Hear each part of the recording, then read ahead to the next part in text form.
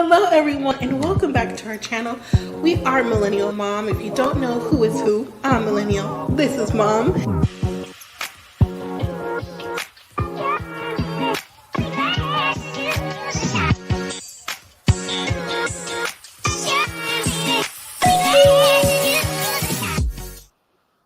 Hello everyone and welcome back to our channel. If you're new here, I'm Mom or Kay from Millennial Mom, and today we're going to talk about Match Me Abroad, Season 1, Episode 7. And now before I begin, if you haven't already, consider subscribing, joining the family, hit the like button, leave your comments because I like to know what you think about these couples too.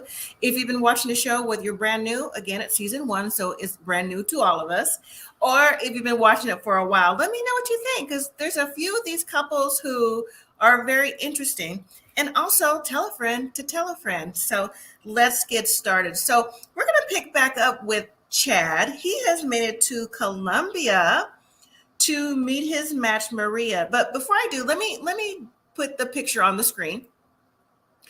At the top of the picture, the first three at the very top are the singles who are looking for matches, and the ones at the bottom are the actual matchmakers. So we have in the middle Nina, also she's in Morocco. We have Katarína, she's in Prague, and we have Juan, who's in Colombia. Okay, so back to Chad and Maria. So Chad is one of the newest singles who just joined the season because we've been seeing the other couples along the way. So Chad is brand new. So let me pop his picture up just in case. Just a reminder, Chad he's from a southern town. I think like maybe Louisiana, Alabama, somewhere like that. Lives on 9 acres. Next door, his mother lives on 4 acres. His father passed away the last few years. He has had 3 failed engagements. He's looking forward to meeting up with the matchmaker Juan in Colombia because he said he is unlucky in love. He's hoping that Juan can help him out. He also said that Chad said that he has been used to working with Latina women and he tends to like how their skin color is, their tan complexion, and that's what he's saying, and their long hair, so that's what he's attracted to, and he's hoping that maybe he goes to Colombia, he'll find someone that can be his forever. So again, Chad has made it to the airport. Chad is also introverted. He's very quiet. He did say that when he gets started talking, it's hard to keep him quiet. So so far, I've seen that in his personality. Maria seems like she's more outspoken. She's asking what he wants to do for the evening for the first date because because Chad is so quiet, he didn't want to waste any time. He wanted Chad to meet his date and go from there just to open him up some. So they end up going to an outdoor restaurant, Chad and Maria, and it looked like the restaurant gives the vibe of like hibachi, except with Latin cuisine. It has chorizo and different people cooking on an outdoor setting like that, but it's just like with all the flame and the woks and the skillets, things like that. That's the vibe it's given for me. Chad says that the matchmaker, did a great job. He said that Maria is exactly what he's been looking for, and so he likes the vibe. I'm like, you've only been in the car and with Maria for all of from what we see in like 30 minutes. How do you know you like the vibe? But I guess, and I'm sure I'll say it as the show goes along, when you know, you know. So when Maria's getting to know Chad, she's asking him, so what is it that you like to do? And before Chad came over to Colombia, we were introduced to him. He was already saying that one of his hobbies that he really likes to do, besides riding on his tractor, is cut the grass. That's it. There's no other hobby. Oh, and go to lunch at the church with his mom. So he tells Maria this. He goes, oh, yeah, I like to cut the grass. And she was like, because I think I would do the same thing, like, because like I'm explaining to you, like cutting the grass. But I guess if you find that relaxing, that would be a hobby. So Maria is showing Chad all the different foods that they have at this outdoor area. And she's like, oh, well, this is chorizo. And Chad is like, what? So maybe he's not really familiar with that. And so there's a bit of a language barrier because even though Maria speaks English, it's broken English, and Chad doesn't speak any Spanish, even though he said to Juan previously that he was working on it. So Anyways, as they sit down, their food comes. Chad actually tries the chorizo and he was like, oh, it's spicy, but he can handle it. So he eats the food and he's okay. But I mean, they're having conversation, but not really, because Chad is just so introverted. And maybe I think it's a few things. I think it's like maybe because he's quiet, introvert, and maybe because he's tired from the jet lag. Because remember, he didn't get any chance to get from the hotel to rest. It was just the hotel to the date. And so I think he's having a little problem just keeping his eyes open, right? So anyways, they get to talking about what they want and what they're looking for. Juan's a matchmaker. Chad says that he told Juan that, he wanted someone who he could maybe find his forever love with. He said that he enjoys eating out. He also said he likes going to the gym. Maria said that she likes going to the gym too and eating out as well. And, she said, so what do you expect from someone, or am I someone that you expected to be with or to see when you got here? And Chad says yes, he thinks she's beautiful. And Maria in confessional says Chad reminds her of like an American cowboy. And so for now, she's interested. She doesn't seem like she's not. I think she's also going with the flow. And then also in conversation, Chad tells Maria about his 3 failed engagements. Maria said, what? Like, you was engaged that many times before? And Chad was like, you're making me look bad. I'm like, no, you make yourself look bad. But that's part of your history, so at least you're being honest and upfront. Maria said, well, that's not how they do things in Colombia. They try to get to know somebody better for quite some time, like more than a year, before you even consider, thinking about if this is for a lifetime. So yeah, Chad warmed up a bit, but you know what? He was tired. They had dinner. They had a little bit of conversation. So maybe we'll see them next week on another date and see if Chad can go forward and maybe, I don't know, be Chad. Since he said that he opens up, let's see, because I'm not getting it for now. Okay, let's move to Harold and his date, Michaela. So Harold's date started like in the morning time with the tour that Michaela set up of the former water reclamation center that's no longer in service. And they went underground and they just did all kind of things on the tour and just different scientific things. Harold and Michaela are matching on the fact that they like things like that. They like the scientific things. They like how things work. And even as far as saying like Comic-Con and Star Trek. So they just have a lot of things in common. Well, they have so much in common. Harold is finding it so much of a connection and a spark that after the tour, he actually invites Michaela to his hotel, to the restaurant to eat so they could finish out, have dinner in his room or at the restaurant in general.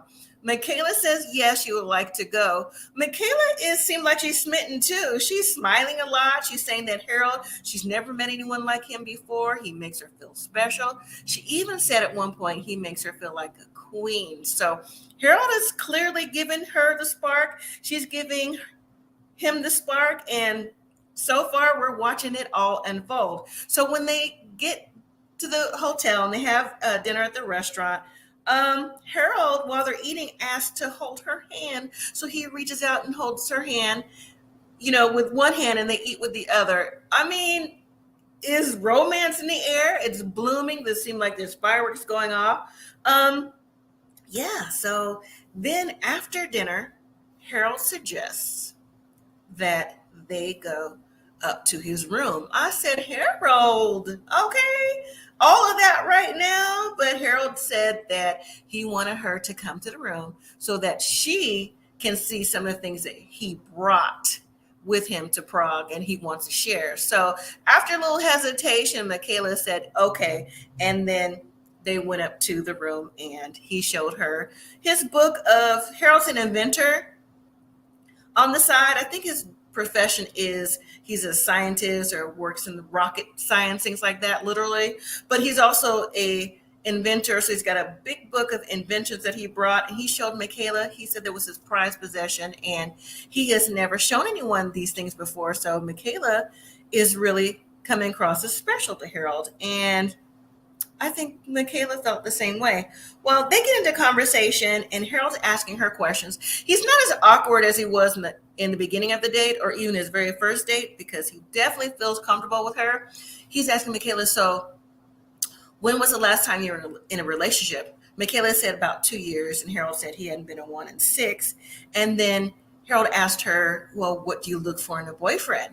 And Michaela said she wants someone kind and has the same hobbies of her, and of course treat her nice. And Harold says, whether being confessional or not, he's like, you know what, I will be a gentleman. That's just how he is, and he will definitely treat her nice. And he's telling her, like, the nod, wink, wink, I think I'm what you're looking for. But at the same time, Harold, even though he's thinking this, he asked Michaela the question. And the question is, so he put it like, if you get married, how soon would it be that you want to get married? And Michaela kind of looked at him for a second, and I didn't quite hear her answer, but I don't think she answered that. But then Harold dug himself out the whole of the question he just led open with. And he's like, well, I know things take time, so you don't have to answer right now. So there it is. And also, too, during the date and at dinner and after the questions and just like hanging out in the room, there were some kisses going on. Harold had quite a few, and sparks galore. And you know what?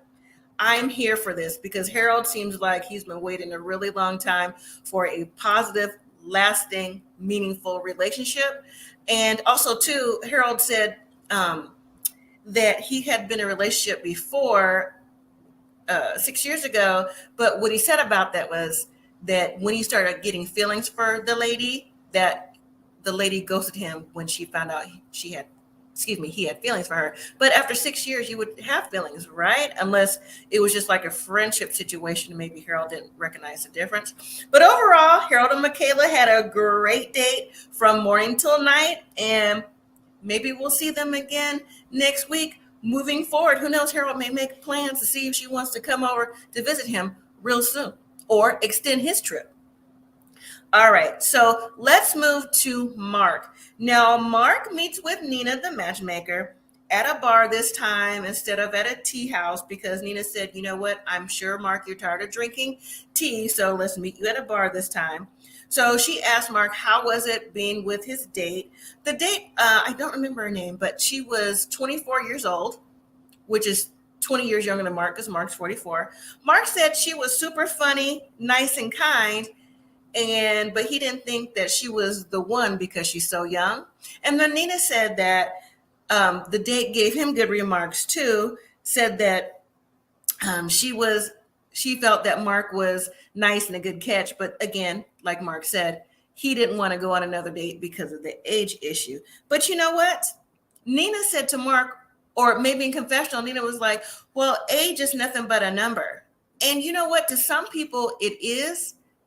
And to a lot of people, it isn't. Or did I say it the wrong way? A lot of people, it isn't, but some people it is. Either way, when you're 44, male or female, and you're dating someone 24, which is 20 years younger than you, different generation, depending on what you're in it for, you may not have as much in common as you think at the end of the day. You might have someone to party with you, be social, or whatever it is that you're looking for activity wise. But at the end of the day, when it comes down to it, especially if you're on the older end, something long term might not be like what you're looking for in the future for someone who is really starting life and may not necessarily be ready, because they're definitely not on your level, So, but anyways, Nina said that she has another date for Mark. Her name is Huda. And guess what? Huda is also 24 years old. Why does Nina think that Mark wants someone 24? Mark told Nina in the very beginning that yes, he wants to be with someone, but he doesn't want to be with someone that he has to support. Like they have to bring something to the table. Now, Nina says with this date, the reason why she should she suggested it for Mark is that even though she's in her 20s, she has her own business. She's an entrepreneur, so can hold her own. Okay, that's cool and all, but still, 20 years is 20 years. So Mark agreed to go out with Huda, but the catch also is not just her age, but to get the date with Huda, Mark has to go to her house to meet her family first, as in tradition. Mark said, you know what, I really don't want to do this, but he does it anyways, if especially if he wants to have the date. And so next time when we see Mark, he's at his hotel room. He is getting ready for the date. He puts on a suit, but the shirt underneath that looked like it was really wrinkled. I'm not sure if he took out the package or not that way, or put in his baggage that way. And then the suit jacket that he had on and the pants looked like it wasn't the best fit. Looked like it was a little bit too big for Mark, but neither here nor there. He was clean. He was presentable. I guess that's what matters. So when Mark gets to Huda's house, he's met at the door with Huda's younger brother and older brother. They look like they were also in their 20s as well, maybe like a younger 20s. Like if Huda is 24 or whatever, it looked like maybe she got a brother like maybe 2 years younger and one that's a couple years older. So they look like they're all in their 20s, like I said. Also, Huda's mother was there. So when Mark comes in, they're like, hey, how you doing? Come on in. They're welcoming, right? So they said that Huda, they also speak English, but it's a little bit broken. So they tell Mark that Huda's getting ready and, wait about 30, 40 minutes. So some kind of way, Mark thinks that she's not at the house, that she's coming in the car. But once they got to straighten out, Huda's upstairs getting ready to come down. So when she does come down, right, because Mark is trying to make jokes, like tongue-in-cheek jokes, but the joke is on Mark because no one was like really knowing what he was saying. Because even I was like, he is so corny. But anyways, like I said, Huda came down. She's sitting on the sofa between the brothers. And so the brothers asked Mark, well, how old are you? He says 44. And the brother says, wow, you're old. Even Huda's face looked like 44, but she didn't say anything. So when Huda and Mark got up to go out on the date, as soon as that door closed, you could see Huda's face looking like, okay, I'm going to go on the date. But she was surprised at how old he was just based on looks. And even on next week's episode, we'll talk about that even more shortly. All right, so let's move to Natalie. So Natalie is going out on another date with Alejandro. Apparently the date that she had before didn't work out because he was a little bit of a bad boy. That's the way Juan put it. I think his name was, Stewart. Stewart looked like he was a model type, and in his confessional, he was saying like he likes Natalie. He understands that she's quiet, but if this turns out to be a relationship or one night stand, he was happy with it either way. I think Stewart was a little bit more advanced socially, that's a nice way to put it, than Natalie. So I think that's what made her uncomfortable. Even though Natalie was trying to make first moves by inviting him to the hotel pool to swim and this and that, and then she didn't swim. But she's out with Alejandro today, and Juan the matchmaker said that Alejandro is different than Stewart because he's older, calmer, and doesn't have that bad boy image. So when Natalie and Alejandro meet at the park, they exchange their hellos and the pleasantries, things like that. Where are you from? She says California. He's from Colombia. And Natalie is immediately smiling. She says in confessional that she's attracted to his warmth and his vibe and his energy. And so when Alejandro asked Natalie, so what is it that you do? She said, well, I wanted to be a lawyer growing up, but I'm not now. And so when he said, so what do you do? She's like, I'm still thinking about it. So is Natalie just flying by the seat of her pants at 25? She just doesn't want to be underneath her mom's thumb, as she put it, under the Sri Lankan heritage that her family has with the arranged marriage type of thing and all the different traditions? Or is she just like still trying to figure things out, not wanting to be a lawyer, still in school, kind of? Need a little bit more clarification, Natalie. So Alejandro said he is a DJ. And when he said that, Natalie was like, what? I thought you'd be a teacher because your vibe, you give off like cool teacher guys. So Alejandro was like, oh, okay, cool. But nope, I'm a DJ. Now, as they're walking around the park, they just have just regular conversation. But for them, they go into confessional a lot about the things that they're thinking. Natalie, like I said, is very smitten with Alejandro. She even said at one point that he's so calm that she feels like that she could tell him anything that she's ever wanted to say, like she could open up. I'm like, you know that already? Again, if you know, or when you know. So Natalie seemed like this is the best catch. Well, not seemed like, Natalie said that this was the best catch, the best date that she's ever been on because of the vibe, because Alejandro is just so calm. He makes her feel so welcoming with his warmth. Alejandro confessional says he thinks that Natalie's really pretty and he's attracted to her, and yeah, he could see them going out on another date. Now, as they're walking, they actually stop at a particular place in the park, and the topic of religion comes up. And Alejandro says that he's used to be an atheist, but now he practices meditation. And Natalie is again smitten because she goes, oh, well, my mom is a Buddhist by her religion, and so I know a lot about meditating, but my dad is Catholic, so, it was kind of like a conflict there. Then Alejandro talks about angels and the meaning of it and different things. Honestly, I wasn't sure what he was trying to say. I wasn't even sure if Natalie knew what he was trying to say, because he was very overly intellectual, threw me for a loop, didn't get it. It went over my head, just being honest, right? But what he did say was, I don't talk about religion before sex because it throws things off. And Natalie was like, why? Because it throws things off and maybe you won't be intimate the way you want it to be. So, they just had like really random conversation, but the things they were talking about, Natalie soaked that in. So I think this time Juan definitely has the match for her. We'll just see if Alejandro going forward wants a second date, even though after the date was over, because that's all they did was walk around the park, talk, got back in the Uber that they shared, dropped her off the hotel and dropped him where he was going. She said, can we text or exchange numbers and possibly go on a second date? They did exchange numbers. Alejandro said he would, but Alejandro is very laid back, so it's kind of hard to read. But for Natalie's sake, maybe this could be the spark that she's looking for in a positive direction. All right, so now finally we are introduced to a new single for a match. Her name is Michelle.